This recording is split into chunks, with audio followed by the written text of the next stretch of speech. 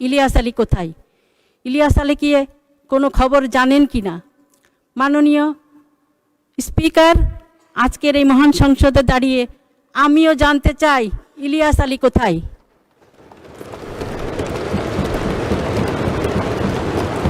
আমার মতো আরও গুম হওয়া দিনার, জুনেদ, আনসার আলী এবং সুমন, পারভেজ সহ আরও যারা গুম হয়েছেন তাদের পরিবারের সদস্যরাও জানতে চায় তাদের সন্তান কোথায়।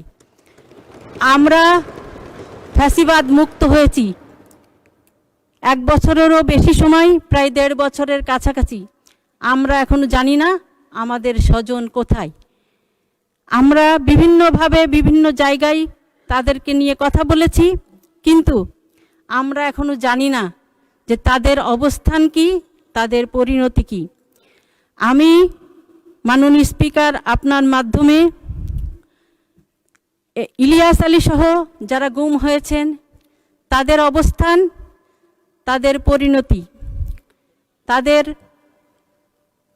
গুমের সাথে যারা জড়িত তাদের বিচার এবং যে গুম পরিবার রয়েছে সেই সকল পরিবারের সদস্যদের আর্থিক জটিলতা নিরসন এবং গুমের সাথে যারা জড়িত তাদের বিচার এবং এই গুমের যারা পরিবার আছেন, গুম ব্যক্তির পরিবার, সেই পরিবারদের আর্থিক জটিলতা নিরসন করে তাদের পুনর্বাসনের জন্যে জোর দাবি জানাচ্ছি। আমি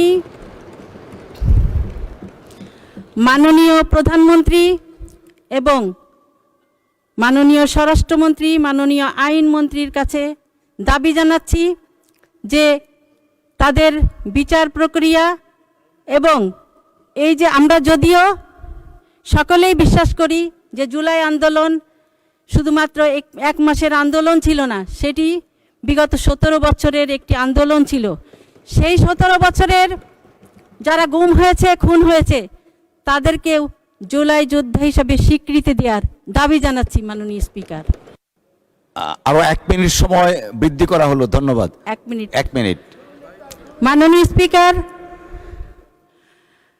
আমি মহামান্য রাষ্ট্রপতিকে ধন্যবাদ জানাচ্ছি এই অর্থে যে উনি বিগত 17 বছরের ফ্যাসিস্টের ভূমিকা তুলে ধরেছেন এবং এই খুন নিয়ে উনি সঠিক চিত্র তুলে ধরেছেন এবং বিএনপির যে নির্বাচনী ইস্তেহার, সেই ইস্তেহার বাস্তবায়নের জন্যে উনি ওনার সুস্পষ্ট পরিকল্পনা তুলে ধরেছেন। সে কারণে আমি মহামান্য রাষ্ট্রপতিকে ধন্যবাদ জানাচ্ছি মাননীয় স্পিকার। মাননীয় স্পিকার, আমি বিশ্বাস করি যে মাননীয় প্রধানমন্ত্রী জনাব তারেক রহমানের নেতৃত্বে আমাদের সকলের প্রচেষ্টায় ইনশাআল্লাহ এদেশ থেকে গুম খুন নির্মূল হবে এবং একটি বৈষম্যহীন, সমৃদ্ধ, উন্নত বাংলাদেশ গঠিত হবে। ধন্যবাদ মাননীয় স্পিকার।